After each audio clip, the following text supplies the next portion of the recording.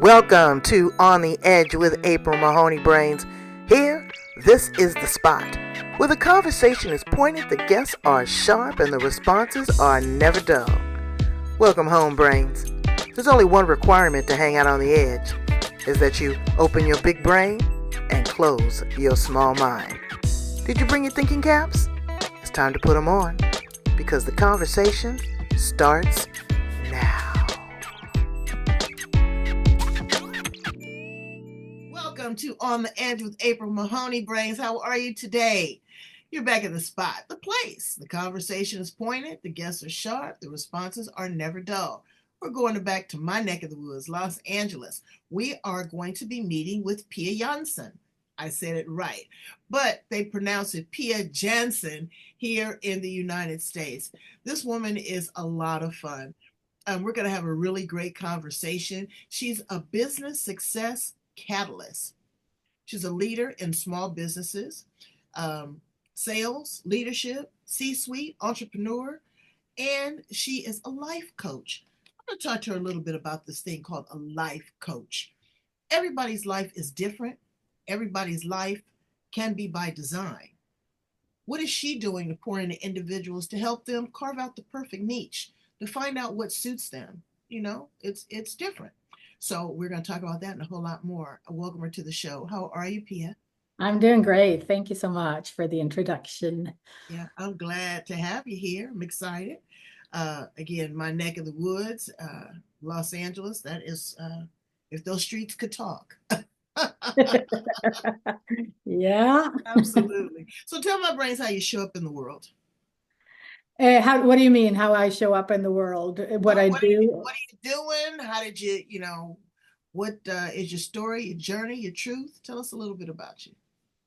My journey started in Sweden. Oh, wow. Many years, born and raised. And I remember like early 20s, so already having the quest of like, who am I? Why am I here? That's been something that has been a driver throughout my life in many ways. And so I've explored a lot, body, mind, soul, heart, as I used to say. And then, I worked in Sweden for several years and then got a transfer to the US.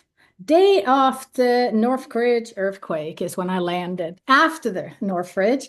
But that was like a really cool start because people were like, oh, all these earthquakes, how can you live here? And I'm like, I'd rather live full out, than live a life that is not of my, liking, if you will. So for me, it was really cool because after the Northridge earthquake, similar to the fires, no doubt as well, right? Everywhere you went, people were, that was before cell phones were really taken off. I mean, it was the big phones, very few people had them. So it was very interesting times. So that's been like the thread of my life, like a lot of different changes, a lot of different explorations, moves, etc. And I got an intra-company transfer, and I'd already started the inquiry of leadership, even when I was in Sweden, because when you move from one country to the other, business is done kind of different. So that was one of the things that I became aware of early on when I moved. So you're in this place called America. Yeah. And you're finding yourself, and you have all of these different pivots. You've been able to adjust, which is really great. Speaks volumes for who you are. Some people that are expats just, they have a hard time adjusting, making friends, getting into business. Where did you land? Once you got here, you got settled, you know, what was the thing that just springboarded you into doing what you're doing now, life coaching and working with small businesses? Well, I guess it's because I was in entrepreneurial businesses, right? So already in Sweden, the company I started with that transferred me over here to the US, that was like a fast growing company and entrepreneurship. So it was super fun. And then after that, after I moved from that company, I went into a couple of other startups, and then I was part of starting up a subsidiary here in the US, which I did up until a couple of years ago. And throughout those different phases, when you're in a whether you're in a high growth company or slow, medium-sized pace, if you will, of a company, you learn a lot. You learn the good and the bad. You see the importance, the impact of who you're hiring, who you're promoting, etc. So that's my passion, I guess, got stoked even more because I saw the difference great leadership has, the impact that it has on the people and the company, the growth and all that kind of stuff. And when you have poor leadership, the detriment that that brings, because it impacts people, most importantly, their lives, their livelihood, but also the company growth. And for me, it's always been like, kind of like with everything in life, right? Life can be really easy, but why do we complicate it?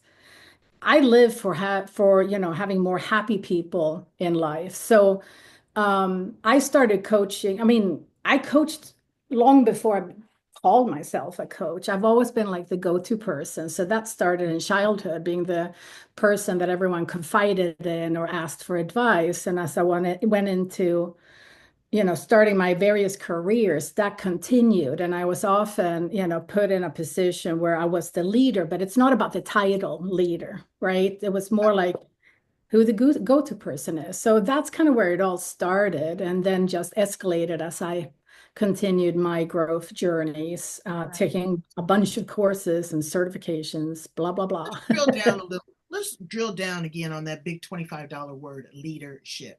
You and Yeah. I are both women of a particular age. I'm sure that we're not too far in No, we're age. pretty much the same, I think. But today's leaders are not yesterday's followers. It's a Mm-mm. whole new design. This Yeah. is business by design. We had, after COVID, the quiet quitting. We had the mass exodus. Nobody wanted to go back to corporate America. We have the situation now where we are being, well, not me, but people are being required to go back into the office versus, working from home, which me personally, okay, I work from home, but I'm disciplined. I can call a company right now and the level of service with them working at home is deplorable. Mm. Baby binging and banging in the back. I hear them, being distracted, not paying attention. I get it, but I'm paying big dollars for brick and mortar. I need you to work. Okay.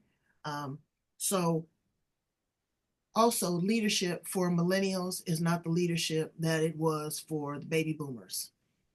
Baby boomers sometimes when they look at these young leaders, they say, "Oh, they're lazy." No, they communicate a different kind of way. They want to work from a small device. They want information in bite-sized pieces. They want to live in a tiny house. You know, they don't. They use artificial intelligence in the computers. They don't talk to you as much. They type you or text you. So leadership is very subjective to what we are going through. Old school leaders want you there in the office, dress nice, answering the phone, getting the coffee, and just doing things the traditional way. Okay, so how do we meet the rubber with the road in today's environment and find a great company that is providing what is necessary for old school and new school?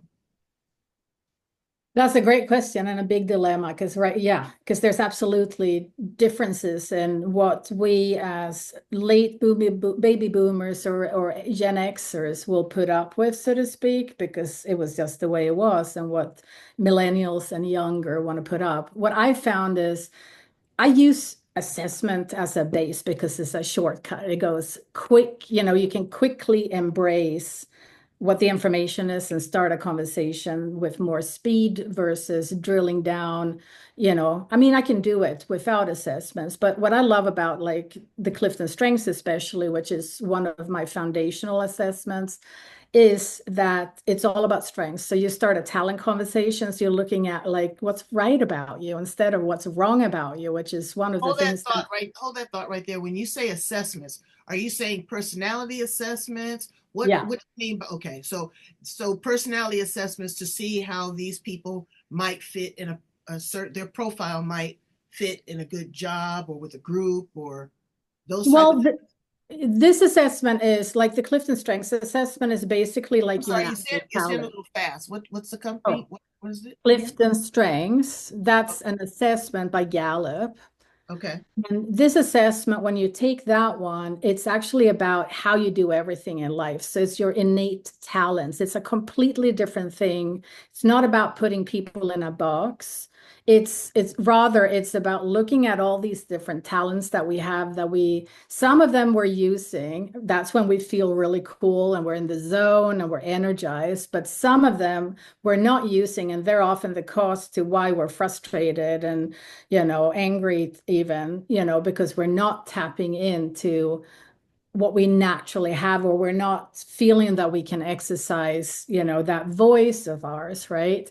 So, so what the beauty with it is that you're focusing on these things and bring out these things that you may have suppressed, or just shift perspective majorly, because you start looking at like, okay, these people, and this ties into the different age groups as well, right? Because you find a commonality, you find a common language, because you're looking at talent. So it doesn't matter if you're 20, 40, 60, or 80. We all have different talents. And then you start looking at what they stand for you, because it's all about you. So it's like a customized kind of path. The assessment results are like your guide, but how it shows up for you will be very, very unique.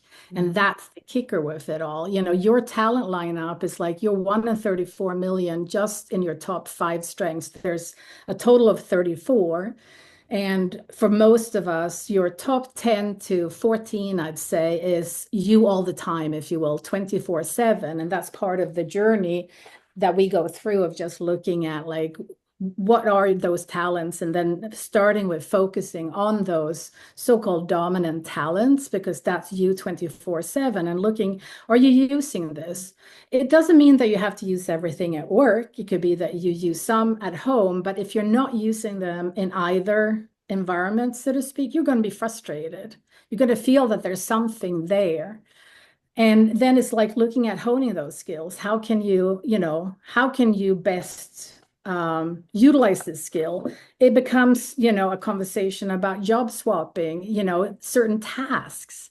Delegation becomes easier as a leader, because you see someone like, oh my gosh, this person loves to do what I don't like doing. Why don't I have this person manage this portion? It's not like, it can be a partial delegation, it can be a full one, depending on what it is. Mhm, And mhm. that, um, it just starts re-energize people, because, you But start that's focusing about what's right.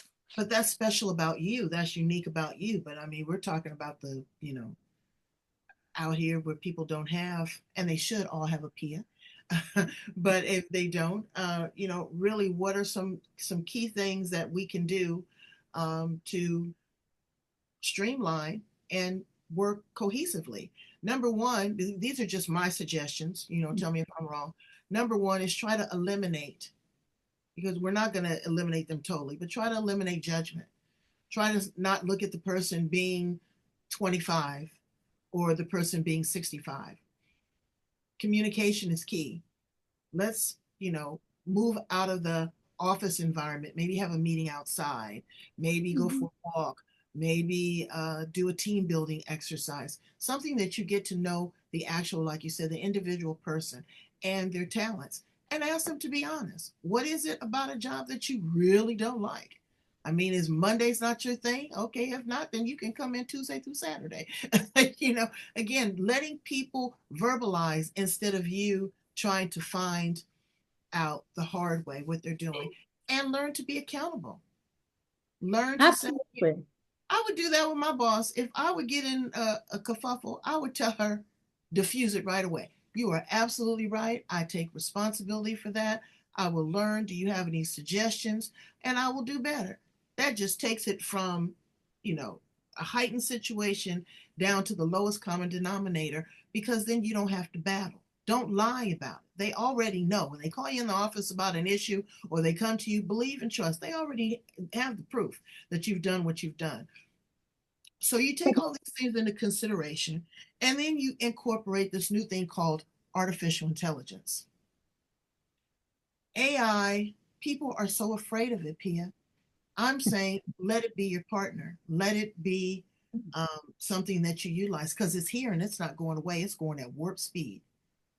And if you Well, incorporate that and use that, don't plagiarize, but if you use it as a partner, I think that that could help develop leadership, don't you think? yeah, I mean, not only that, but everything, every aspect of the business. I use AI a lot. I love it. It's a great brainstorming partner when you're a solopreneur, so to speak. But even on a team level, you can, what I love to do is create stuff and then run it in AI because it's really good at extracting information, like copy that I've written, so to speak, right? And the more you use it, it gets, to know your brand voice. But going back to what you were talking about, when you don't have assessments or you don't have the money to do it or how to run a business or whatever, it always starts and ends with communication. It's super important to create trust and being interested in people, right? Have one-on-one conversations on a regular basis and check-ins with the people that you work with and ask them, what works best for them as well. Even though you, as a leader, you need to have face-to-face conversation because I think that's something that is being lost a little in younger generations. And then you end up suffering. And that's like there's stats on mental health where people are not doing good because they're not talking to someone. But you can still find like a middle ground, as a boss, right? And if you don't do that, you miss the boat because what I found also, like, people that work in customer service, let's say, they have all the information. They talk to the customers on a daily basis, the same with sales. And if you don't listen to them, you make a big mistake. And I've been in a sales organization, I was in a sales organization for many years. And so for me, it was important to work hand in hand with them, right? So all of it is like communication, transparency, trust. Don't judge the book by its cover, as I like to say, right? Just have the conversation, get to know each other, ask what they love to do, what's working, what's not working, no judgment, and just say, like, have them come up with suggestions because it's not about you as a leader coming with all the, suggestions. Rather, ask questions, allow people to open up and at their pace, mind you. It's not like it has Right. to happen now, but have them also come with suggestions. Like if you were to create your ideal role, what would it look like, right? I think there has to be some flexibility, and you're absolutely correct. A lot changed with COVID, but that disengagement has been going on for a long, long time. And it's not necessarily something that hits the small entrepreneurial companies because, it hasn't been much of my experience. I mean, I've always been engaged, and the people around me, for the most part, have been super engaged because when you're in an entrepreneurial company, things are growing, it's changing, it's fun, and you're a certain personality that are drawn to that. If you are not adaptable, if you're not curious and ready to go, so to speak, you're not a fit. Right. And you can even help, like if you have the assessments, obviously can be, it's not an aptitude test, but you quickly see also why one environment maybe works and another one doesn't. Like especially when it comes to sales, right? We're in direct sales versus long-term, medium range, sales cycles require different personalities. And then you have the industry as well. So, Absolutely. if you're And selling learning clothes to or you're sell and selling learning to biotech. sell to value. What does it listening to the customer? What does the customer want? Sometimes, salespeople, they can be a turnoff because they're pushing so hard what they have. I might need a widget and you're trying to sell me a wheelbarrow. Listen to what people need. Let's flip it just a second and talk to the employee. You answered a little bit of that in your previous answer, but when you're applying for a job now, I wouldn't even know what to do. Really, I haven't even. I was going to go into AI today and redo my resume because I don't even know what resumes look like, what they're asking for, all of these type of things. But to be an employee and you're going into a company, my suggestion is go in as an independent individual contributor to the organization. Don't go in like the manager you were at the former company because this is a whole new thing. And that's a turnoff. Oh, where do you see yourself in 5 years? Oh, okay. Well, I see myself being head of the department. Brain, note to brain, you're maybe talking to that person right now and you're talking about replacing them. What are you going to bring? What are your skills? What are your talents? What are your responsibility? What is your accountability? That's another thing I want to talk about too. When um, you are at a company, um, you have a responsibility to be a part of that team. Now, as we're all looking at the current news cycles, you don't even have a conversation right now. But a lot of companies are asking you to report on what you do. What value are you bringing to the company that I'm giving you 125 a year? And that's the worst. Oh, okay, I've got to justify actually what I do. I've got to put this in writing. Well, as you go on, as you progress every day, you've got great customer interactions, you've had a great sales cycle, you've had great attendance, whatever the situation is, you need to be keeping a log of that every week for yourself. When it comes evaluation time, you need to take that in with you to justify why they're going to give you any more money. I take that back. They're not going to give you, why they're going to allow you to earn more money, because nobody's giving you anything. You have to work for it. What are some things that you would say to employees to step up their game so that they can move into a leadership role? You've got to be trusted and tested. Yeah, and I mean, go that extra mile, be of service. Your attitude is everything. It's like connect, network, ask if there's anything someone needs help with. If you see someone working their butt off and you have time over, don't sit on the phone and play games when, think of it, you're part of a team. So no matter what the level is, especially also if you have something to contribute, that you like doing something, because, even if you haven't done the assessment, you know certain things like this is really fun to do. It's like I'd rather do that than playing a game on the phone, if you will. Go into them, because that's where people will notice you as well. So when it comes time for, the company to promote people or give pay raises, etc., if they have that mandate, that plays in big time. When it comes to the strengths assessment, one of the reason I love that one is when you go through that process, and it's not that expensive, to get the assessment per se, because you have such a unique lineup through that journey, especially when you do the coaching, but you can do that on your own as well. You get, the ammunition, if you will, because you have your strengths lineup, and that's what you bring every day, no matter what your role is. So let's say, like for me, I have strategic number one. So I see the big picture and I can, zoom in and out, so to speak, and I can, and quickly in my head do math, like, okay, I'm going to go left, right, straight, etc. So when I'm in a project, I may pivot, halfway through it, because I see this is not going to work. So I'm going to, go a different direction. Many of us have it. It's a very common top strength. And when I say top, I mean the top 5. So Gallup has statistics on that, right? But not everyone has it. And even if you're a strategist that don't have strategic, you have other talents that make up for that, so to speak, right? But then you can say, like, I have this ability to see, where to go. It's like soft skills, but it's still, I have, when I say no, I mean no. You can count on me. Like if I say yes, I'm going to do it, and it's going to be done on time. That's like the responsibility talent, if you will. The relator, I'm really good at building deep relationships. My customers, they trust me, or my, whatever, whoever you work with, right? There's learner, that you have an aptitude for learning things, so you can share, what you learn with your team members. So Absolutely. all these soft things, like you talk a lot, right? Go into Toastmasters and learn how to master that skill of talking, instead of buying into the story that you're too much. And we can be too much in so many different ways, but our too much That's where the talents are. They just haven't been honed. Mm, So studying yourself, right? The combination of what is it that I do all the time that actually is so easy for me that I think nothing of it. And then start logging also like what is it that really energizes you when you're doing whatever, like, do it for a week every day. This energized me, this drained me.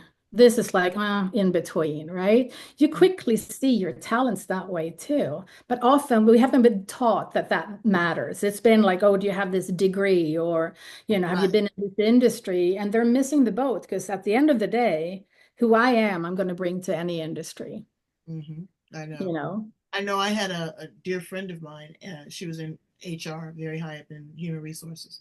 And when she would go to network, that's the last place she would go. She would never go to HR networking events. And I said, you don't like to be around your colleagues? She says, I need a fresh, innovative approach. I need to see how other people are doing things differently outside of what I do. If I hang in the same group all the time, I am what I eat. I become a mechanical animal. What I want to do is be innovative and creative. So I get what you're saying 110%. Well, that has just been a whole lot of stuff. Now, do you do the assessments and a part of your coaching? Do you provide that to your clients as well? I provide them with the assessment, but they have to take the assessment themselves, right? Because it's based on them, answering the questions. And then the coaching process, depending, I have a bunch of different options, but it's about just interpreting how can you use this the best and taking people on a journey that is super fun. It's light. It's not about like, oh, this is wrong about you. It's the opposite, right? It's like, Right, April, you rock. You have this talent.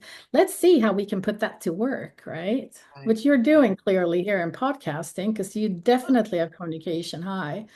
But yeah, I've been a communicator since I was 5 years old. I knew Yeah. that. I had my own business since I was 5 years old.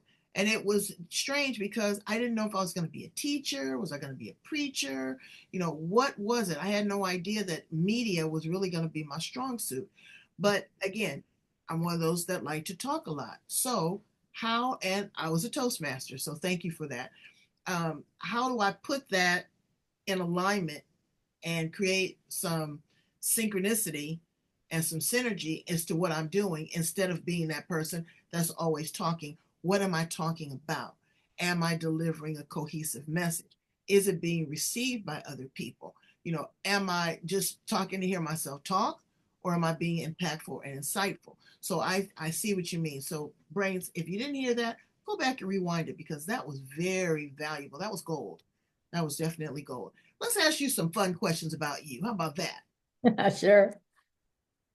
If you were an appliance in the kitchen, Pia, what appliance would you be? Oh my God, I would be the blender maybe. I get everyone that wants to be the blender because they like to mix it up. I don't want to be the blender. I want to be. I'm usually the refrigerator, but today I'm gonna be the air fryer. Air fryer because it's new, it's innovative. You use a little bit of grease, it's easy to clean, everything comes out crispy and juicy. That makes me feel real good. That makes me feel real good. If you could time travel, go back to the past, stay here in the present, project to the future, where would you land? Oh, I would land in the future for sure. I'm a futurist. Yeah, I would be way in the future. And that's what's been guiding me along my life as well. Just having okay. that, yeah, future for sure. If me and you went on a trip to Sweden, where Yeah. would you take me? Where would we go? What would we see? We would go on a journey. We would go to Gothenburg, where I spent many years. I was born there. I grew up in southern Sweden, but we would go out to the islands outside of Gothenburg. They're just so beautiful. And then we would take a trip to Stockholm and walk around Old Town, and also take like some trips out there to the islands. It's really beautiful. Just driving around Sweden, it's very beautiful, nature-wise, so to speak. Yeah, a lot of Good. nature to see. Yeah. I'm gonna put that on my life list somewhere that I need to go and visit. uh, I had one of my guests that went there on vacation, and she said that her tooth, she needed a root canal. She said she went up in there within 30 minutes. They gave her an appointment, did the x rays, did the thing, put the crown on. She said it was amazing. They say that the healthcare is really good in Sweden and Switzerland. They're very innovative. They're risk takers and they take good care of their people. So I look forward to that. If you were a car, what kind of car would you be? Ooh, Ferrari popped in. Ooh, why? Fast, quick, and See, I slick. like speed. I don't drive a Ferrari. I love Lexus, but yeah, Ferrari, it's that sleek speed, fun. I mean, it's fun to drive fast cars, I guess. And I work pretty fast myself. I'm like Speedy Gonzalez. That's good. That's good. There's no time to waste. Um, if you could have a conversation with a 25-year-old Pia Jansson, what would you say to her? Oh, continue doing what you're doing. Your life is about to change big time. That's good. So, Pia, what I'm seeing, and this is from an eagle eye view, that women are still struggling in some areas and some industries to take their seat at the table, to really run things. Kind of hemming and hawing, looking for validation, or the overachiever syndrome, where they're trying too hard. Where does, again, the rubber meet the road? Yeah, I think we're in a big shift as it is right now because it's been very male dominated and most industries, and I can only speak for obviously the industry that I was in for many years.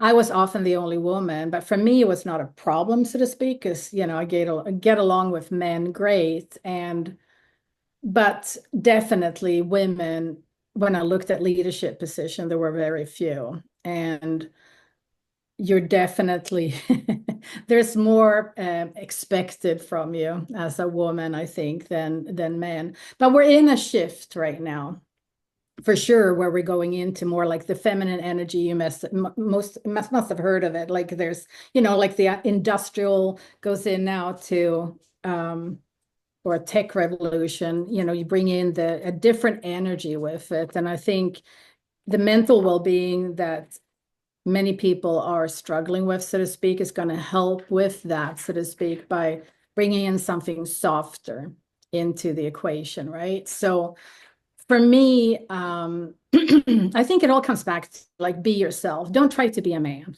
Number one, if Right, you're in a right, male right. dominated, you're not gonna, that's not the way. It's more like, again, it goes back to me for everything I do. It goes back to connecting to people and build relationships. And then if you're a fit, it won't matter whether you're a man or a woman, so to speak. The right people will bring you up. But if you or in a toxic work environment, find something else quickly, because the longer you stay in a bad relationship, so to speak, it goes on and off work, so to speak, the worse it gets, or the harder it is to get out of it. So there's not one formula. I think going back again, leaning on your strengths, because that's how you can promote yourself authentically without having to prove anything.